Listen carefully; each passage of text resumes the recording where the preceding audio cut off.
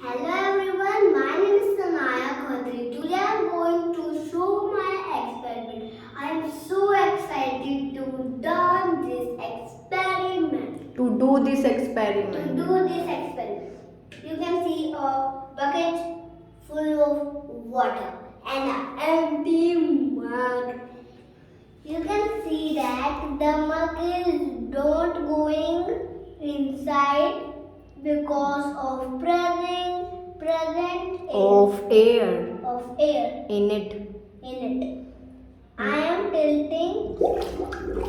Now the big bubble Coming outside. and the air came out and the mug came down. The mug going down in the water.